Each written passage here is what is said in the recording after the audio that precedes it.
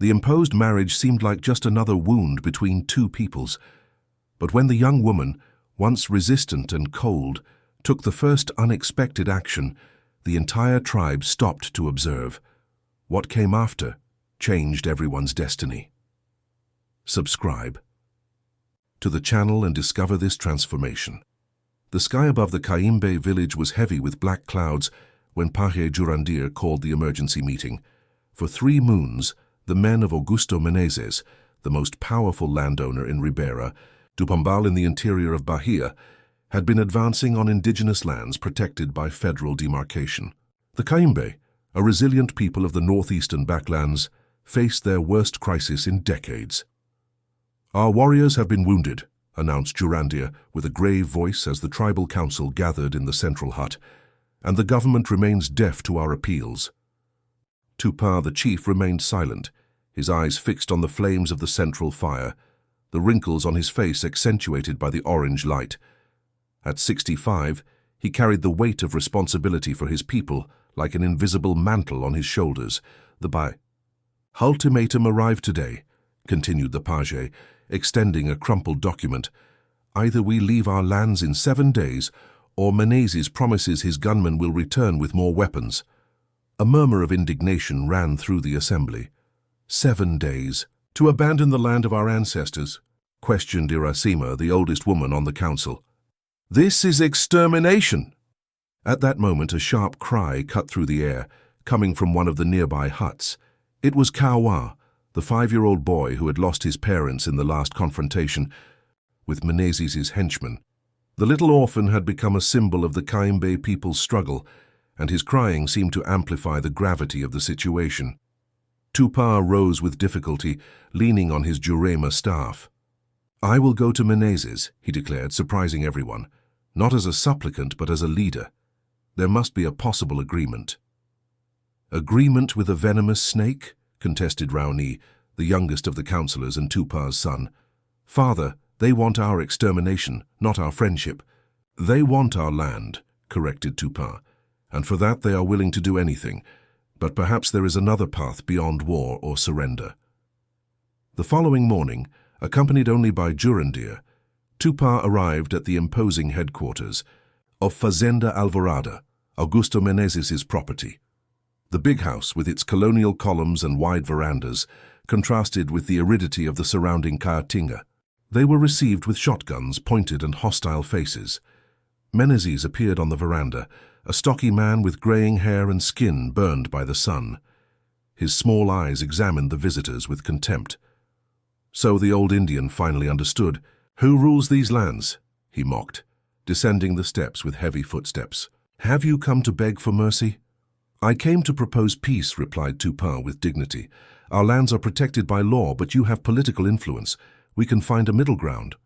Menezes laughed loudly, signaling for his men to lower their weapons. "Middle ground? Your lands have the springs that will irrigate my new soybean fields. There is no middle ground when progress is at stake, Indian." It was then that a young woman appeared on the veranda.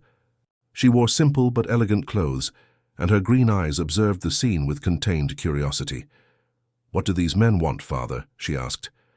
"Nothing you need to worry about, Luisa," Menezes replied harshly. "Go back inside."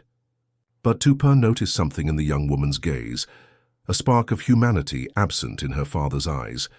It was then that a bold idea germinated in his mind, an ancestral solution to territorial conflicts that dated back to the origins of his people. "You have a daughter," observed Tupar. "I have a son." Menezes frowned, suddenly attentive. "What does this have to do with our disputes?" "In ancient traditions, alliances between peoples were sealed with unions. My son Raoni is strong, respected, and will be the next chief. Your daughter would be treated as a queen among us." A tense silence took over the place. Jurandir looked at Tupar with astonishment, never imagining that the chief would propose something so radical. Menezes initially seemed outraged, but then his calculating gaze brightened. "You suggest I hand over my only daughter to a savage in exchange for a piece of land?" "I suggest an alliance that would benefit everyone," corrected Tupar. "You would have limited access to the springs. We would maintain our ancestral land. No more blood would be spilled. Louisa, who had remained on the veranda, descended the steps with determined steps. "Father, what are they talking about?" Menezes ignored her, evaluating the proposal with growing interest. A cold smile appeared on his face. "You know, Indian, this would give me certain rights over your lands as part of the family." "As a partner, not an owner," clarified Tupa. "Access, not possession." The landowner walked in circles, thoughtful. Then he stopped in front of Louisa. "What do you think, daughter? Marry the prince of the forest? It would be an adventure, wouldn't it?" The young woman's face paled. "Are you serious? I'm not merchandise to be negotiated." "It's not negotiation, it's diplomacy," retorted Menezes, his tone falsely paternal. "You always wanted to do something important, didn't you? Here's a chance to be an ambassador of peace." Louisa looked from her father to the two indigenous men, astonished. "This is absurd. We don't know these people, their traditions." "You will have time to get to know them," interrupted Menezes. "Let's establish a deadline, say 30 days. You will live with them, get to know your suitor. If after this period the union is impossible, we will renegotiate." His eyes hardened. "But during this time no one touches the springs." Tupa nodded gravely, ignoring Jurandia's questioning look. 30 days, and if the union doesn't happen, we will seek official mediation in Brasilia." The agreement was sealed with a reluctant handshake. When the indigenous men departed, Louisa confronted her father. "How could you do this to me? I never agreed with your methods to expand the farm, and now you use me as a pawn in your game." Menezes smiled, helping himself to a shot of cachaça. "Don't be dramatic, dear. You're going to spend a few days among the Indians, pretend interest, and when it's all over, we'll have our springs. They are naive, they believe in words and promises." "And the marriage?" "It will never happen," he assured. "In 30 days I will have secured the injunction to expel them. Judge Mendonça owes me favors. You just need to buy time, be pleasant." Luisa's eyes shone with tears of anger. "You are despicable." "I am practical," he corrected. "And you are my daughter. You will do what is necessary for the family legacy." 3 days later, Louisa arrived at the Caimbe village in a pickup truck driven by her father's foreman. She brought only a small suitcase, her face marked by an expression of resignation and contained fury. She was received with ceremony, but also distrust. The women of the tribe observed her with curiosity, the children hid behind their mothers, and the men maintained neutral expressions. Only little Kauai the orphan approached her without fear, looking at her with large, curious eyes. Raoni, her promised one, waited beside his father. Tall and athletic, his face was marked by traditional paintings and a severe expression. When their eyes met, Louisa felt a shiver. It wasn't fear, but the certainty that this man saw through her facade, as if he could read the betrayal planned by her father. "Welcome to our village," said Tupa formally. "From today, you are our honored guest and future daughter." Louisa remained silent, unable to respond with the lie her father expected from her, but also without the courage to reveal the truth that would condemn these people. When Raoni approached and extended his hand to guide her to the hut that would be her new dwelling, she hesitated for a moment. Then, with a resigned sigh, she accepted the gesture, taking the first step into a world she intended to betray, without, imagining how those 30 days would transform not just her destiny, but that of two communities in collision. The first 7 days in the Caimbe village were the most difficult Louisa had ever experienced. Accustomed to the comfort of the farm, she now found herself sleeping on a braided straw mat, waking to the song of birds and the bustle of the village that awoke even before the sun. She refused to participate in daily activities, remaining in her hut, eating only the minimum necessary and avoiding looking directly at anyone, especially Raoni. The women of the tribe tried to approach her, bringing gifts, seed necklaces, decorated baskets, a tunic embroidered with traditional symbols. Louisa set them aside untouched. At night, when everyone gathered around the central fire to share stories and meals, she remained distant, observing with a mixture of contempt and contained curiosity. "She despises us," commented Iara, one of the young warriors, at the end of the 7th day. "Why should our future chief unite with someone who looks at us as if we were less than people?" Raoni, who listened in silence, raised his eyes to the crescent moon. "She is frightened, torn from her world, thrown into ours.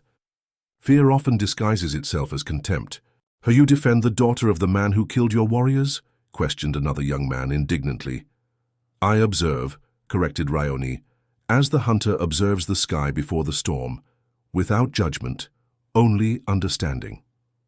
The next morning, the 8th day, something changed. Louisa awoke to sounds of desperate crying. Leaving her hut, she saw a group gathered near the stream that cut through the village. In the center of the confusion was Kawa, the little orphan, writhing with intense abdominal pain. Jurandir, the page, examined the boy with a grave expression, while Tupa and the others watched with apprehension. "What happened?" asked Louisa, approaching instinctively. "He ate unripe jurema fruits," explained one of the women. "The poison is in his blood." Louisa observed the child suffering, his little face contorted in agony, and something inside her broke. Before she realized it, she was kneeling beside the boy. "Do you have activated charcoal? Any kind of absorbent for toxins?" The indigenous people looked at her with surprise. "I'm a trained nurse," she explained quickly. "I never practiced, but I know how to treat intoxications." Jurandir observed her with intensity before responding, "We have clay and herb preparations, but the jurema poison is too strong for our traditional medicines." "Bring what you have," ordered Louisa, momentarily forgetting her role as a reluctant prisoner, "and boiled water, lots of water." In the following hours, Louisa worked tirelessly alongside Jurandir. Her delicate hands, once a symbol of privilege, now served as an instrument of healing. She applied compresses, administered infusions, monitored the boy's fever, and kept him hydrated. When the sun began to set, Kawa was finally sleeping peacefully, the crisis overcome. Exhausted, Louisa let herself fall seated beside the mat where the boy rested. It was then that she noticed Raoni at the entrance of the hut, silently observing her. "Why did you do that?" he asked, without accusation, just genuine curiosity. Louisa looked away, suddenly conscious of how she had given herself over to the care of the child, completely forgetting her planned detachment. "He's a child," she answered simply. "Illness doesn't distinguish between whites and indigenous people." Raoni nodded, a slight smile appearing on his normally serious face. "Neither does compassion, it seems." That night, for the first time, Louisa agreed to sit near the fire for the community meal. She still didn't talk, but her eyes no longer avoided those of others. She carefully observed the rituals, the way food was shared, the interactions between generations. She noticed how the elders were treated with reverence, how the children belonged to everyone, how decisions were made after long discussions where everyone could speak. It was a system so different from the competitive individualism in which she had been raised. In the days that followed, Kawa became her constant shadow. The boy, recovered, followed her everywhere, initially in silence, then with curious questions about the world beyond the village. Louisa found herself answering, first with short phrases, then with more elaborate explanations. Without realizing it, she was learning words in the Caimbe language while teaching Portuguese to the little one. In the 3rd week, when Irachema, the elder, deeply cut her hand while preparing manioc, it was Louisa who ran to help, cleaning the wound and applying an herb paste that Jurandir had taught her to prepare. "Healing hands are rare," commented the page while observing her work. "Rarer still are minds that open to new knowledge." Louisa didn't respond, but she felt the weight of these words. At night, while observing the stars, so much brighter there, away from the city lights, she heard footsteps approaching. It was Raoni bringing a bowl with fresh fruits. "To replenish your energy," he said, sitting at a respectful distance. "You worked hard today." She accepted the offering, surprised by the gesture. "Thank you." A comfortable silence established itself. Between them, different from the tension of the first days. "Why does your father want our land so much?" Raoni finally asked. Louisa sighed, feeling the weight of the truth she carried. The springs. The river is drying up in the lower parts due to climate changes. Whoever controls the springs will control the future of the region. And you, he continued. What do you want? The question caught her off guard. No one, not even her father, had cared about her desires. I wanted to help people, she admitted, surprising herself with her honesty. That's why I studied nursing, but my father... She hesitated. He has other plans for me, for all of us. Something in the way she said these last words alerted Rowney. What plans? Louisa felt the weight of the secret she carried. In less than 10 days, the 30-day deadline would end, and the judicial injunction her father sought could arrive at any moment. The tribe would be expelled, possibly with violence. She had been sent only to buy time, to distract while the real strategy unfolded in the air-conditioned offices of Ribeira do Pombal. Nothing important, she lied, hating herself for it. Just the future of the farm. That night, Louisa couldn't sleep.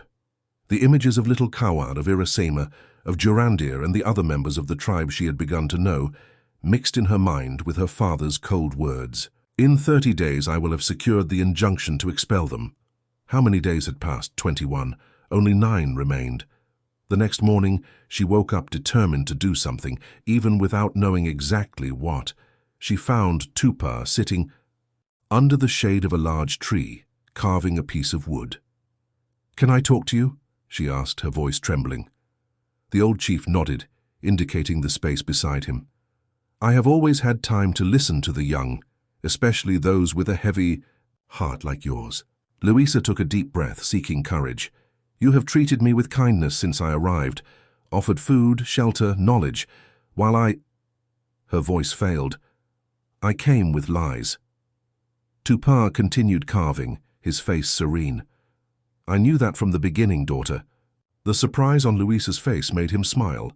"The old sea beyond masks. Your father never wanted an alliance, only our territory." "He is seeking a judicial injunction," she finally confessed. "He has political connections. The 30-day deadline was just to keep me here, distracting you while he articulates your expulsion." To her surprise, Tupar did not seem alarmed. "And why are you telling me this now?" Louisa felt tears spring to her eyes. "Because I can no longer be part of this. Not after meeting Kawa, Iracema, Jurandir. Not after seeing how you live, how you care for one another." She wiped away the tears with the back of her hand. "I don't know how to stop my father, but I won't be his accomplice." Tupar put down his knife and carving, turning to face her directly. "Have you ever thought that perhaps this is exactly why you are here? Not because of your father's plan, but because of a greater plan?" Louisa frowned, confused. "I don't understand." "There are paths we don't consciously choose, but to which we are called," explained the elder. "You came as a spy, but perhaps you were sent as a bridge." It was at this moment that Rowney appeared, his face marked by urgency. "Father, armed men were seen near the northern border. They seem to be mapping our defenses." The look he cast at Louisa contained an unformulated question. She stood up, feeling the weight of the choice she needed to make.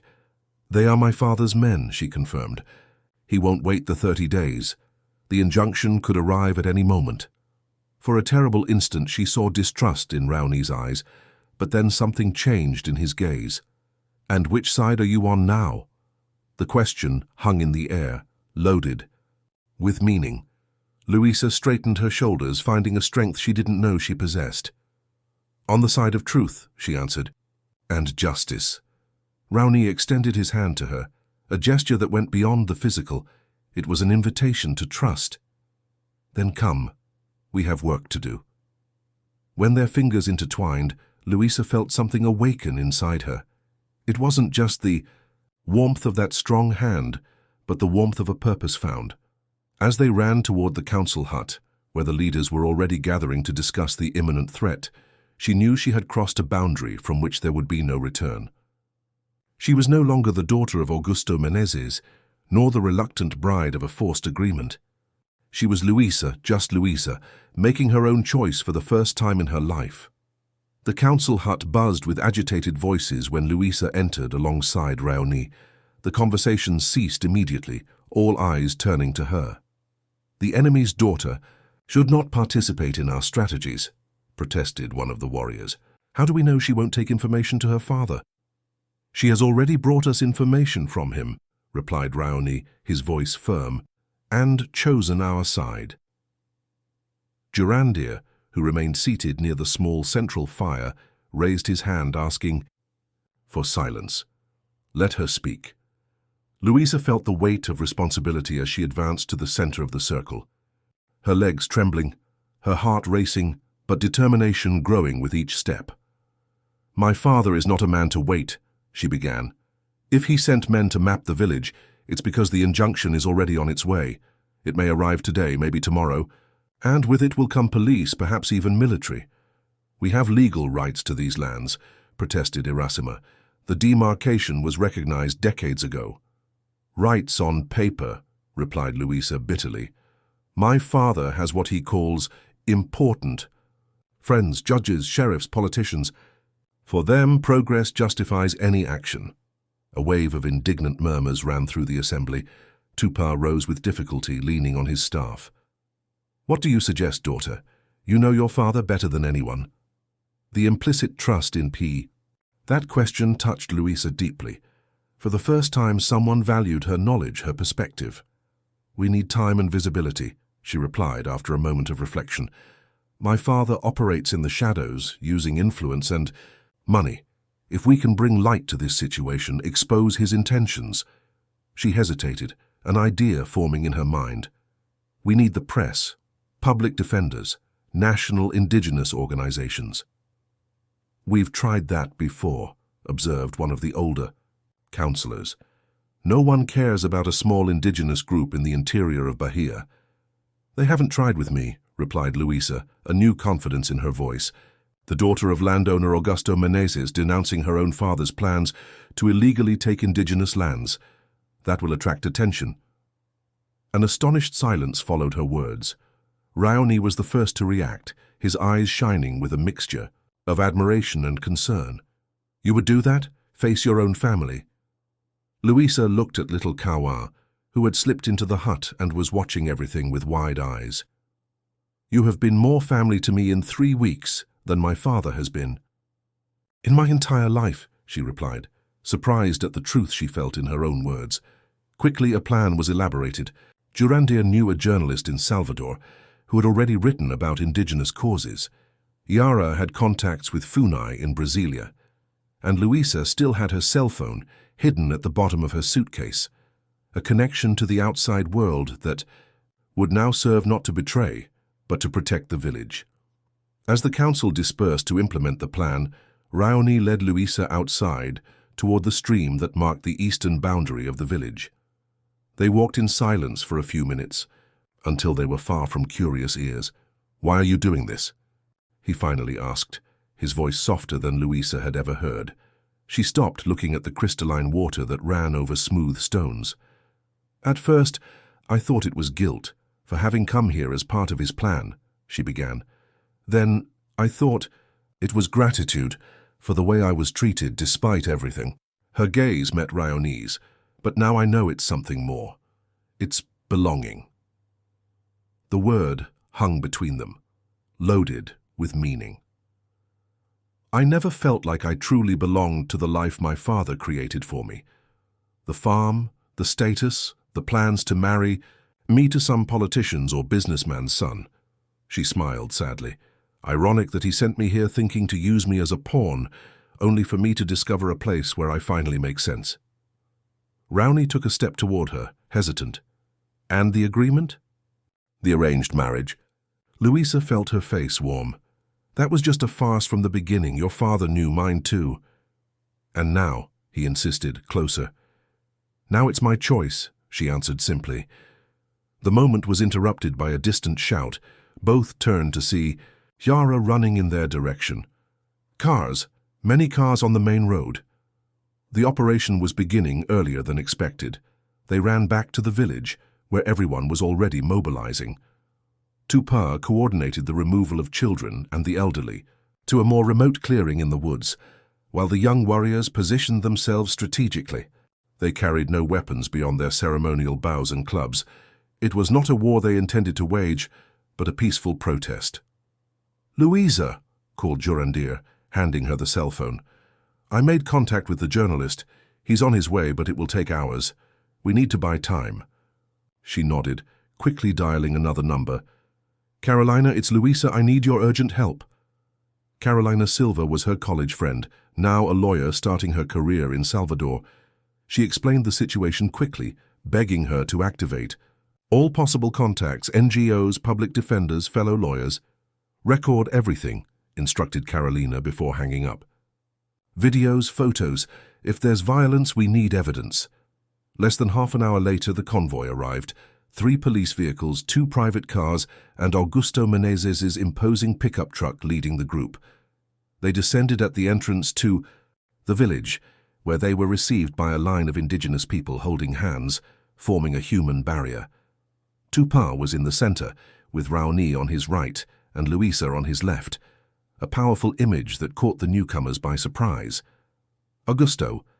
Menezes advanced, accompanied by a man in a suit brandishing official papers. His eyes narrowed when he saw his daughter among the indigenous people. "Luisa, what do you think you're doing?"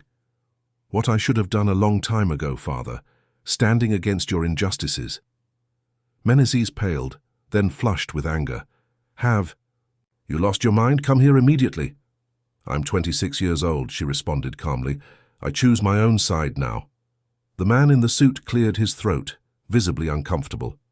"I have here a judicial injunction authorizing the repossession of this area, identified as part of Fazenda Alvarada, property of Mr. Augusto Menezes. These lands have been demarcated as Caimbe territory since 1987, replied Tupar with dignity. The federal document takes precedence over any state decision.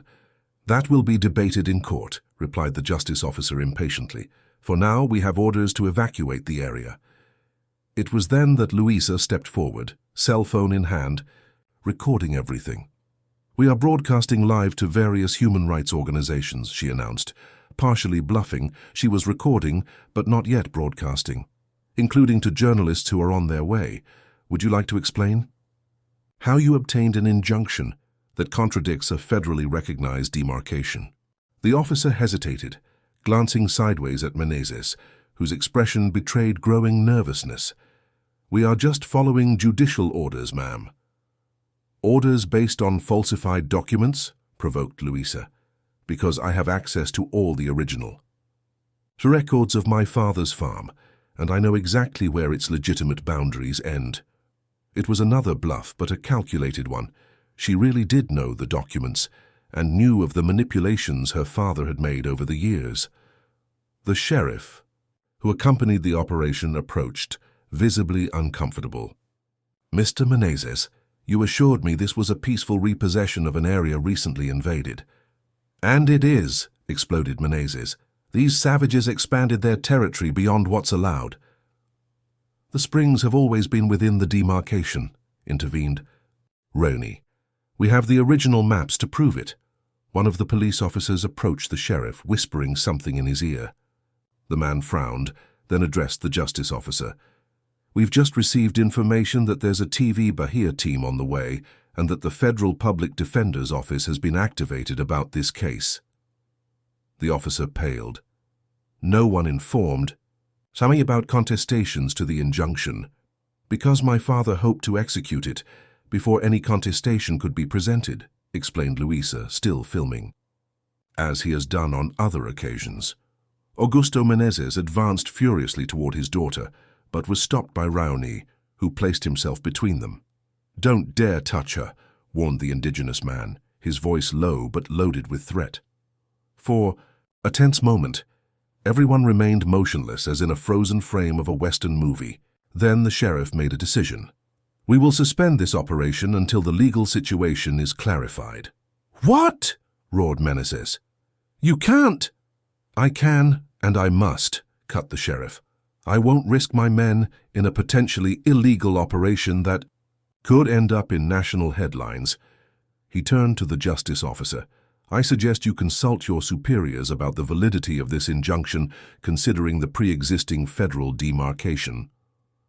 As the convoy withdrew amid furious protests, from Augusto Menezes, the village exploded in cautious celebrations. They knew it was just a battle, not the war, but they had conquered something precious: time. Luisa was lifted onto the shoulders of young warriors, acclaimed as a heroine. For the first time in her life, she felt the genuine warmth of approval, not based on her surname or appearance, but on her actions. Later, when the celebrations diminished, she found Raoni sitting alone near the main fire, his thoughtful face illuminated by the flames. "They will come back," he said when she sat beside him. "My father doesn't give up easily," agreed Luisa, "but now we have allies. The journalist will arrive in a few hours. Carolina is mobilizing lawyers. It won't be a silent struggle anymore." Her fingers found his in the half-light, intertwining naturally. "And I won't return to the farm," she added, her voice soft but determined, "even if it means renouncing everything." Raoni turned to face her, his eyes reflecting something beyond the flames. "Are you sure?" Luisa smiled, feeling a peace she had never experienced despite the danger that still surrounded them. "For the first time in my life, I'm sure of something." That night, under the starry sky of the Bahian backlands, two people from completely different worlds discovered that some bridges once built can never be undone.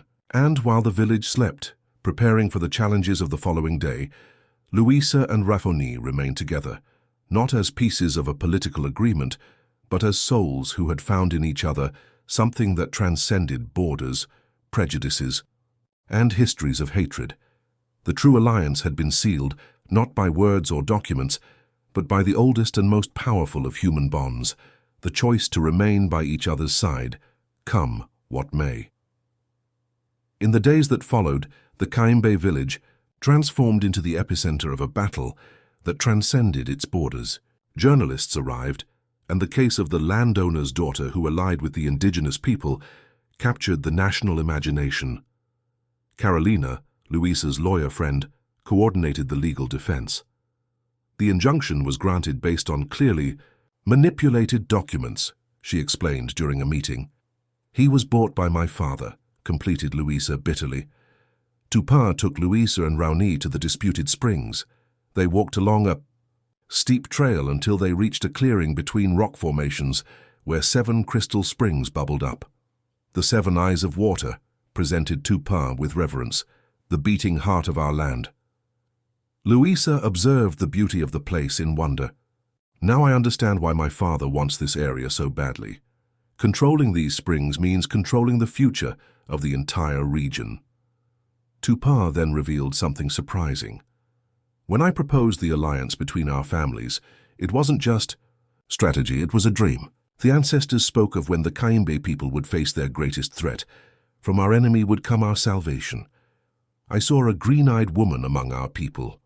When I saw you on the veranda of the big house, I recognized the eyes from my dream." The next morning, a delegation left the village for the town hall of Ribeira do Pombal for a meeting mediated by the state government. The look that Augusto Menezes cast at his daughter contained a mixture of anger, contempt, and hurt. She held his gaze without wavering. The technical discussion became heated until Tupin rose. "And we are talking about papers and lines on maps, but we should be talking about water, about life. The 7 eyes of water don't belong to the Caimbe, we belong to them." The simplicity of his words touched those present. "Perhaps there is a solution that benefits everyone," suggested the governor's representative. "There is no possible agreement with invaders," interrupted Menezes furiously. Luisa stood up. "I know your methods, father. You falsified documents, bribed officials, intimidated families, all for your ambition." Raoni broke the impasse. "We propose the creation of a water management council with representatives from the Caimbe, the municipality, small farmers, and also from Fazenda Alvorada, a planned irrigation system that meets everyone's needs." The meeting was about to implode when the door opened. Little Kawa entered, carrying a traditional ceramic vase. He went directly to Augusto Menezes. Pahe Jurandir sent this to the man of the trapped water, so that your heart may be free as water should be. He extended the vase to the astonished landowner. What's in here? He asked. Water from the 7 eyes, for you to know our treasure. Something changed in the room at that moment. Menezes accepted the vase, and after long negotiations, a protocol of intentions was signed by all parties. 3 months later, a different ceremony was taking place in the village. Under the light of dusk, Luisa and Raoni officially united as life partners. It was no longer a forced political agreement, but a conscious choice, born of mutual respect and love. Augusto Menezes attended, still distant but present, a testimony to the slow process of reconciliation that was just beginning. The Water Management Council of the Pombal Valley became a model of shared management, attracting national attention. Luisa established a health post in the village that also served neighboring communities. Raoni became a respected voice in forums on sustainable development. And Kawa grew up happy, protected, carrying the promise of a future where different worlds could coexist in harmony. On the night of the ceremony, Luisa and Raoni contemplated the valley illuminated by the moon. Do you regret having abandoned your previous life? He asked. She smiled. How could I regret having found my true place in the world? You know what Kawa told me today? Commented Luisa. That he wants to be a doctor when he grows up, to take care of everyone, not just the Kaimbe, not just the whites, but everyone. Raoni smiled. Children always see the future more clearly. And there, under the sky of the Bahian backlands, 2 people who should have been enemies sealed their commitment to a world where cultural differences were not barriers, but bridges to a deeper understanding of the complexity and beauty of the human experience. If this journey of transformation touched your heart, if you believe that bridges between different worlds are possible, don't forget to subscribe to the channel right now. Leave your like and share in the comments which moment moved you the most. Like the waters of the 7 eyes that nourish an entire region, your participation feeds our inspiration